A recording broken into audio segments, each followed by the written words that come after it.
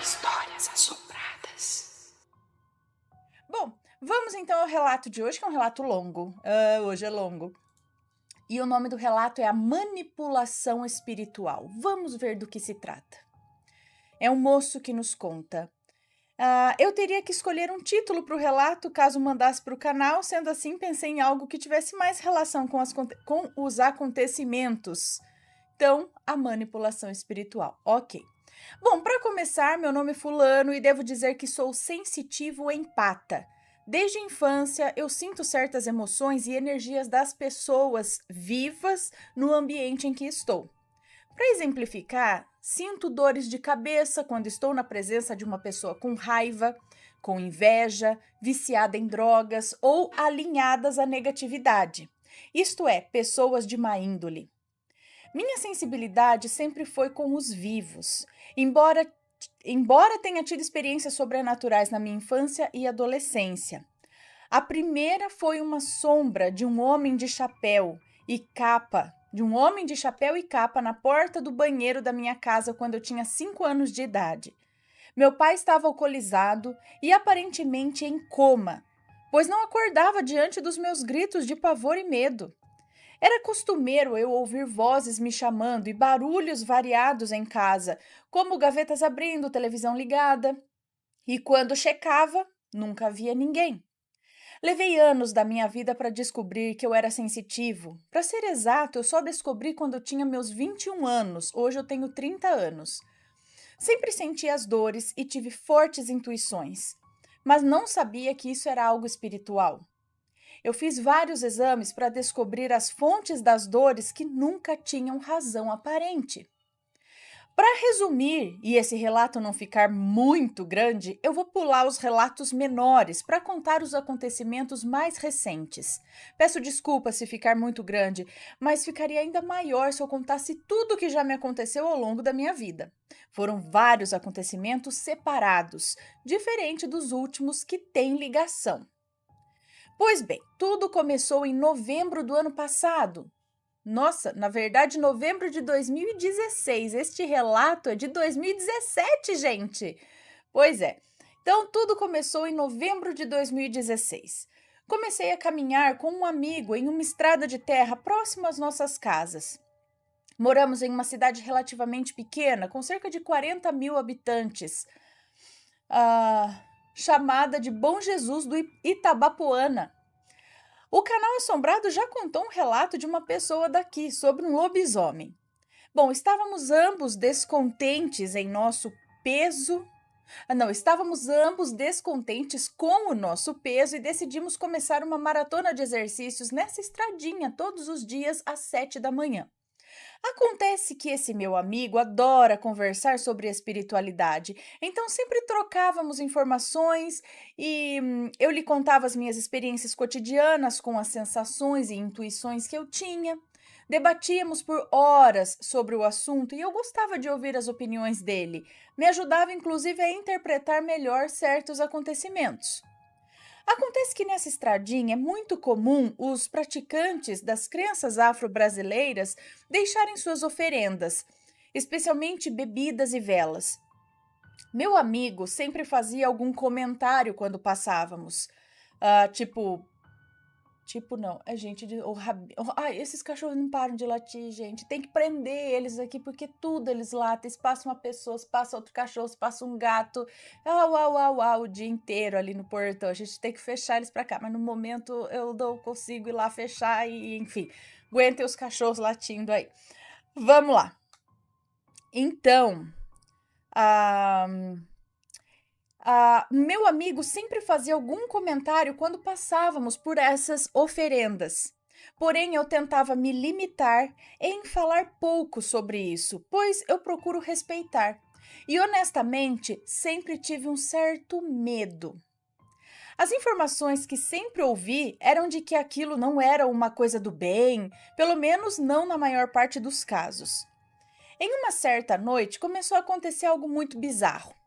Passei a acordar por volta das 2 ou 3 da manhã, escutando cantos de passarinho dentro do meu quarto. Dentro do quarto. O mais incrível é que isso acontecia com o quarto todo fechado e eu dormia utilizando protetores auriculares.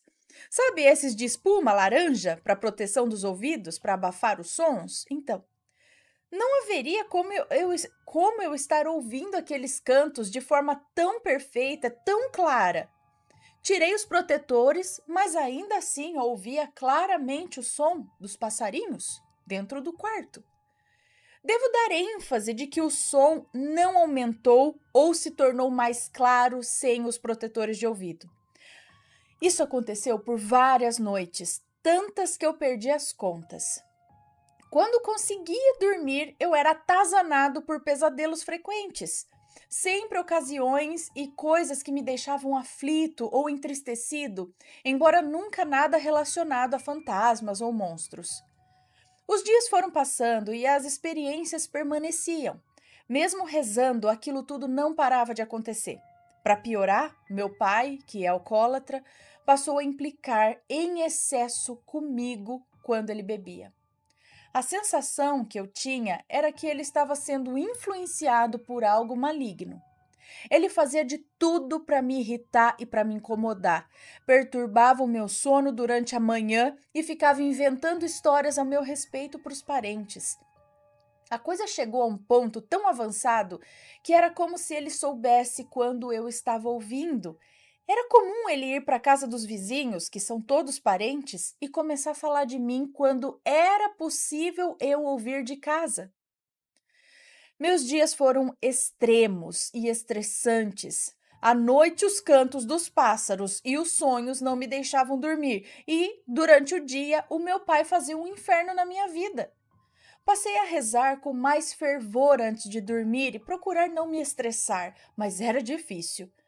Às vezes parecia que meu pai sentia quando eu acordava, mesmo de madrugada, e saía de onde estava para me infernizar. O alcoolismo dele também se tornou anormalmente mais forte. Ele estava acordando até durante as madrugadas para beber.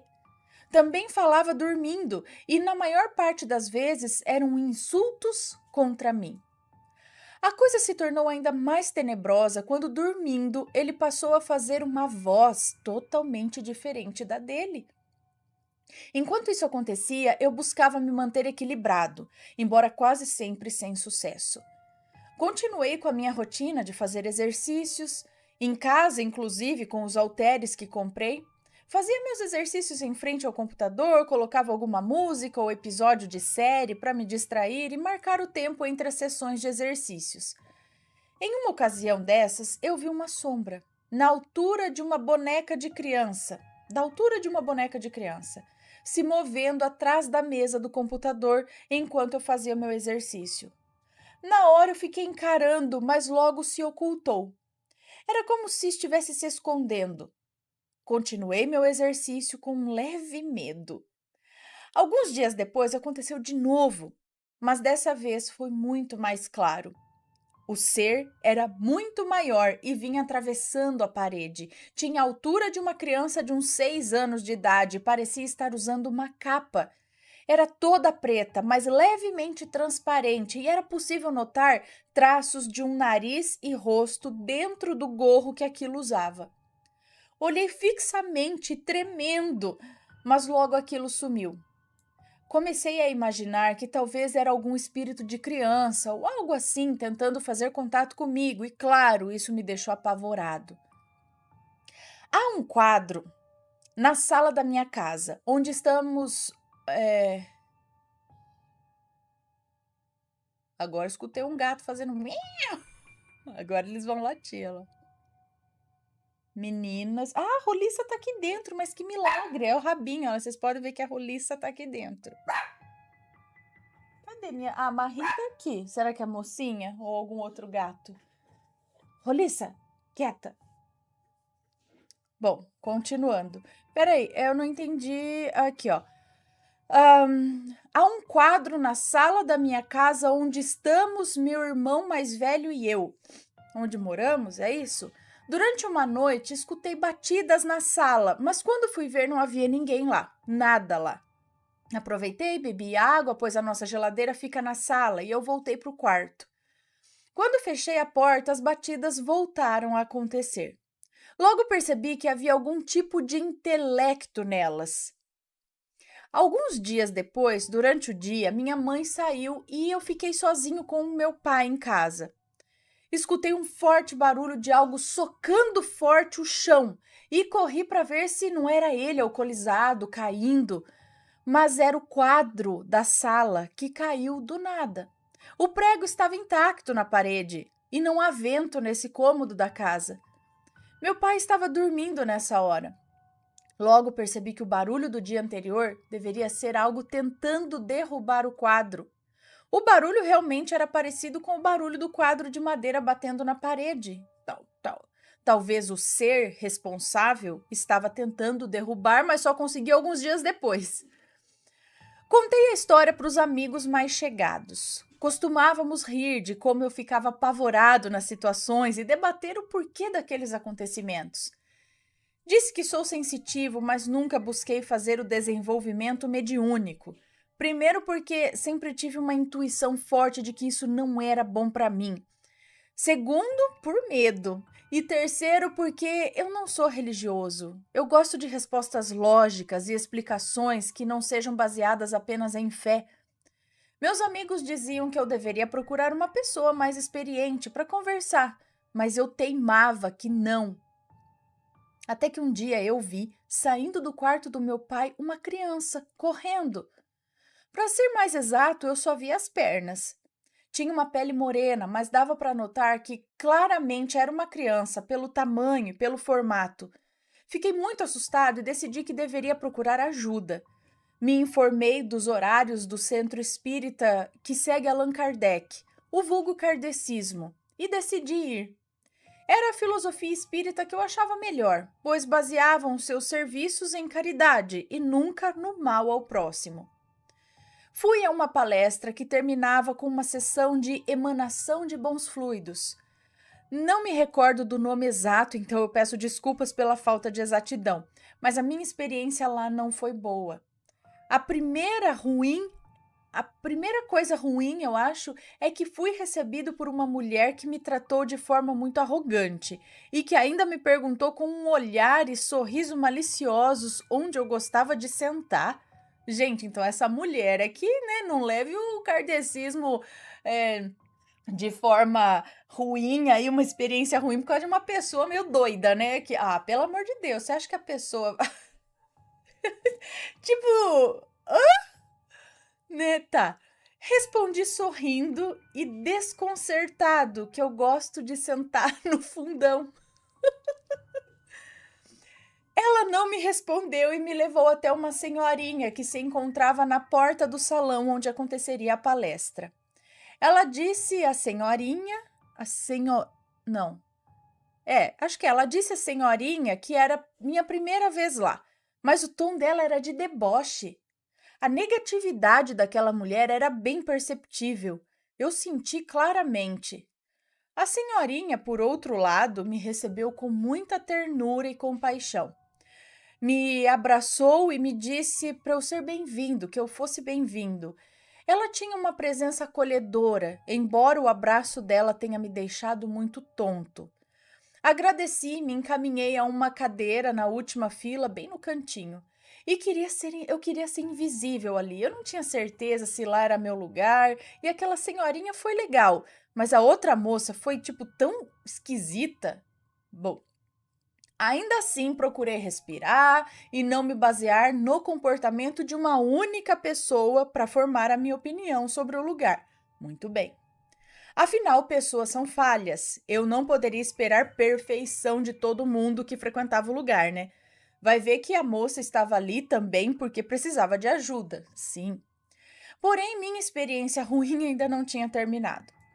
O local encheu logo, mas ninguém nunca sentava-se ao meu lado, embora eu sentisse como se já tivesse alguém ali.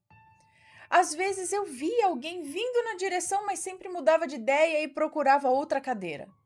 Houve um rapaz que olhou para a cadeira vazia e quando ia se sentar ele saiu logo, como se tivesse visto alguma coisa naquela cadeira e tivesse tomado um susto. De qualquer forma, não me foquei nisso e tentei relaxar. A palestra começou. Era administrada por uma mulher que aparentava ter uns 50 anos.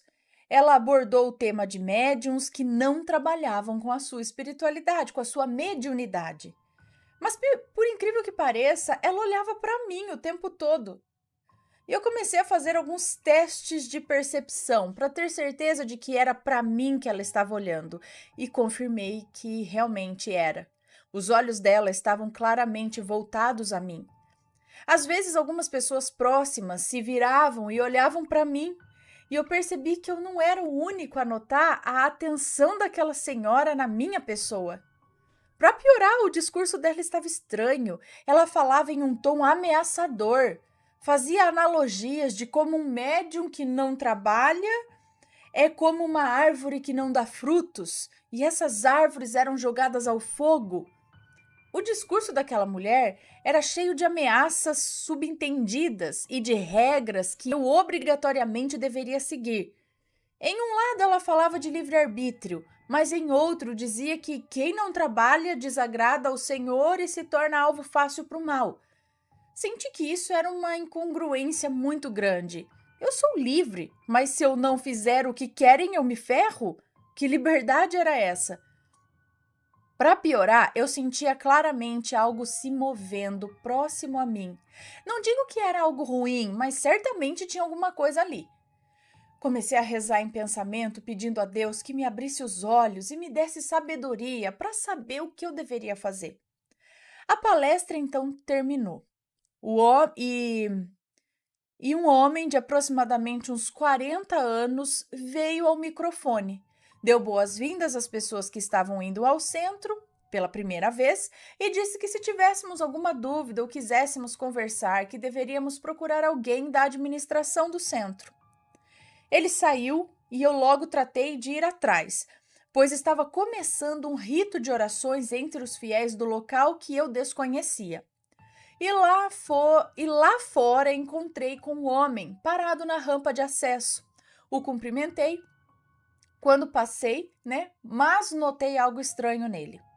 Ele me olhou com uma expressão de nojo e distância. E como um sensitivo relativamente experiente com emoções das pessoas, percebi que a minha presença não era querida por ele.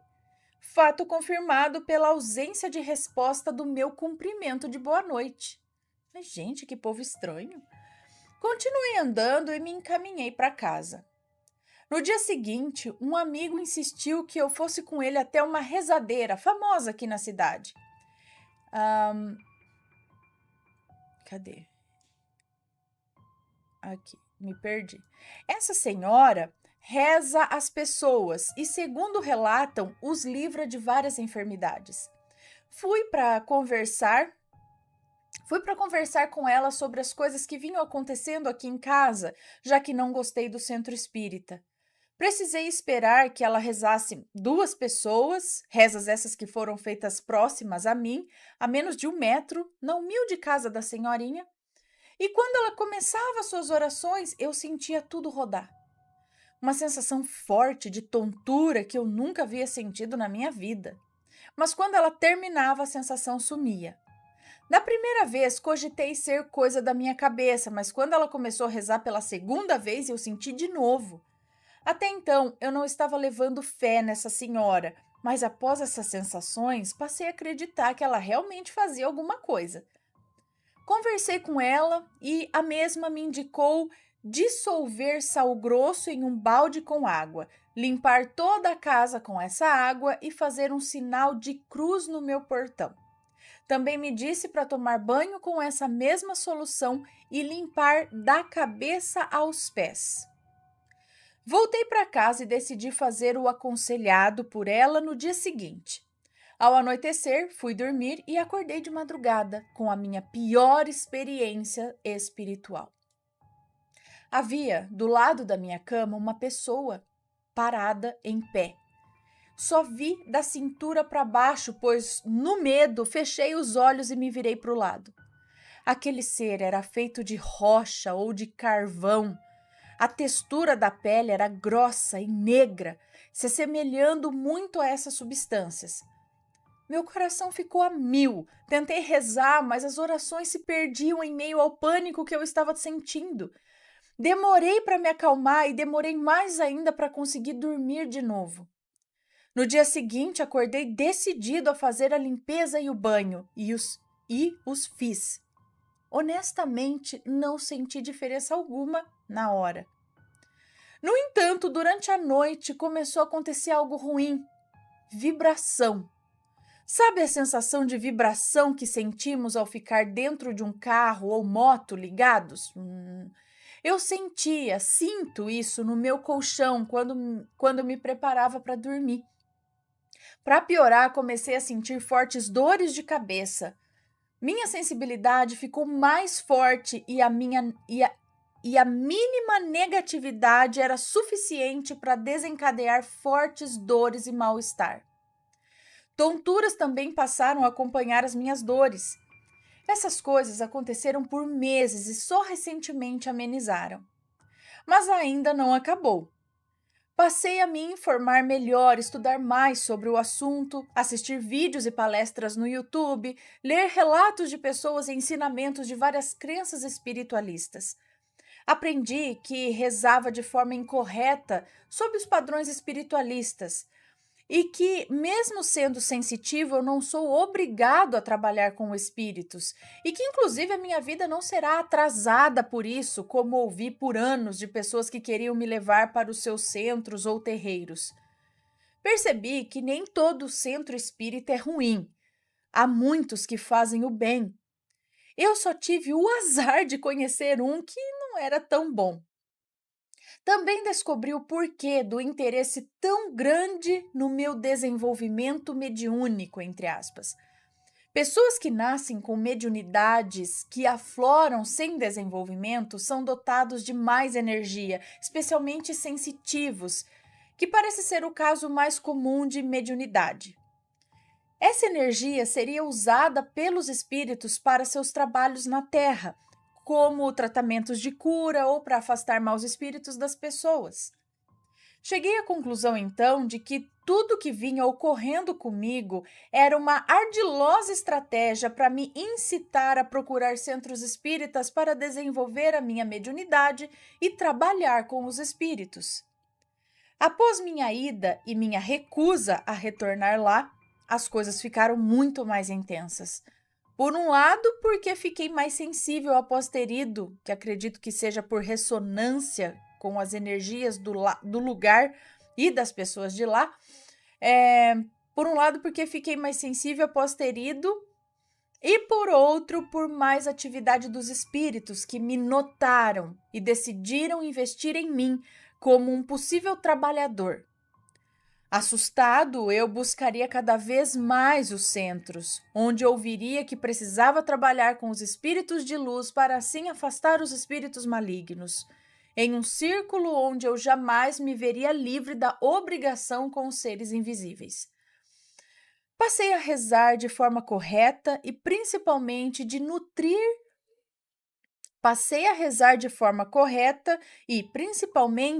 nutrir o medo das coisas que vinham acontecendo. Nutrir o medo das coisas ou parar de nutrir o medo das coisas que vinham acontecendo. Procurei trabalhar meu relacionamento com meu pai e agir de forma positiva diante das atitudes negativas dele. Diálogo com ele não funciona, por já ser idoso e não dispor de todas as faculdades intelectuais dele. Mas o amor e a oração o alcançaram e ele se encontra bem melhor. Também passamos a controlar o vício dele, o que reduziu ainda mais a agressividade e negatividade que ele vinha apresentando. Não vi mais sombras pela minha casa. Há cerca de 2 semanas ouvi os cantos de passarinhos em 2 noites, mas ignorei, e logo pararam. Também perdi o medo das vibrações e passei a encarar como algo natural, de alguém que está tentando me assustar. Vez ou outra faço orações para que esse alguém encontre paz e siga em frente com a vida dele e me deixe em paz. Os pesadelos ainda acontecem, mas reduziram em frequência. Tive muitos sonhos nesse meio tempo, dos quais alguns são carregados de simbolismo e boas mensagens. Cheguei à conclusão de que sou sensitivo de pessoas vivas, e isso simboliza que o meu trabalho nessa vida é com elas, com os vivos. Seja pela forma de aconselhamento, seja fazendo o bem e buscando sempre ser uma pessoa melhor ou compreendendo melhor os sentimentos e as emoções das pessoas para assim ter uma grande empatia por elas. Uma última observação é de que não estou criticando o espiritismo ou as crenças afro-brasileiras. Nem todas fazem o mal ao próximo, nem todas manipulam. O mesmo vale para os espíritos. Há aqueles que são bons e agem através da razão e do bem. Mas devemos ter sabedoria de notar que nem tudo que se diz é bom. E nem tudo que se diz é bom, é de fato benevolente. Também gostaria de dizer que procurei resumir o meu relato. Aconteceram coisas pequenas que eu omiti para não prolongar muito. Um grande abraço a todos e desejo muito sucesso ao canal de vocês. Procuro ver todos os vídeos, especialmente os relatos contados pela Ana. Muito obrigada, um beijo para você e que esse relato dele sirva de, não de exemplo, mas às vezes alguma pessoa pode se identificar com essa situação de estar meio perdido, tem uma sensibilidade, sofre com isso, não sabe lidar, não sabe se tem que recorrer, se tem que desenvolver. Eu acho que o negócio não é desenvolver a mediunidade, é estudar a respeito. Estudar, saber o que acontece com você, apenas isso, saber o que acontece, estudar e então, conhecendo aquilo, você vai perder o medo, você vai saber o que está ocorrendo e, consequentemente, aprender a controlar. Porque você vai saber o que vai fazer com isso, entendeu? E temos o livre-arbítrio. Eu acho que, acima de tudo, né? Eu acredito que ninguém é realmente obrigado a isso ou aquilo. Como ele disse, eu também acho meio esquisito, sabe? Quando, poxa, a gente é livre ou não é livre? Né? Daquela parte que ele falou, você é livre, mas se você não trabalhar isso dessa forma nesse lugar, você vai ser atormentado pro resto da sua vida? Se você receber um dom, você tem que fazer isso, porque senão isso vai ser... É isso mesmo? Então, não sei, isso causa um medo, uma insegurança, né? E aí, tá gostando dos relatos? Então o que você acha de deixar um like aí no vídeo, hein? Gosta dos relatos? Deixa o seu like, mesmo que seja nos cortes.